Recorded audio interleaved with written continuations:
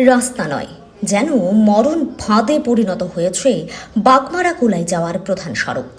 বর্তমানে প্রশাসনিক অবহেলার কারণে এই গুরুত্বপূর্ণ রাস্তাটি আজ ভুক্তভোগী সাধারণ জনগণ।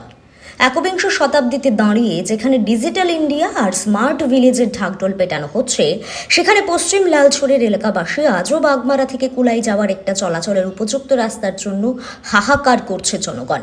প্রায় 4 বছর ধরে রাস্তার বেহাল দশা।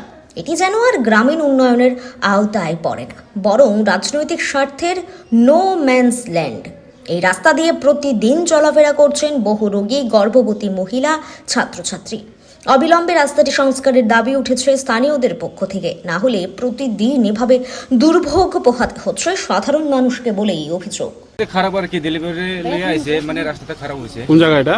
এটা ওই তো লালছড়ি, ওই তো বাগমারা থেকে আইছে আমরা। কি চান এখন? হ্যাঁ, কি চাইতেছেন? এখন চাইতেছি রাস্তাটা ভালো হোক। যা কোন জায়গায় চাইতেছেন? রুগী নিয়ে? হ্যাঁ, রুগী নিয়ে কই যেতেছেন? হসপিটাল।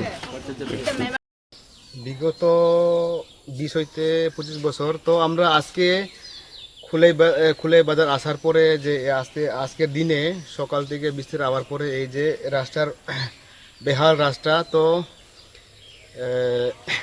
বর্তমান সরকারে তো কইছে যে সবকা সাথ সবকা বিকাশ। তো এই এলাকার যে প্রধান সুস্মিতা মগ, তাই না হচ্ছে বিরোধী পার্টির। তো আমরা দেখা যাচ্ছে যে আমরা বর্তমান সরকারে সাইটের 2 সাইডের একটা ড্রেন আমরা করার একটা চেষ্টা রাখছি।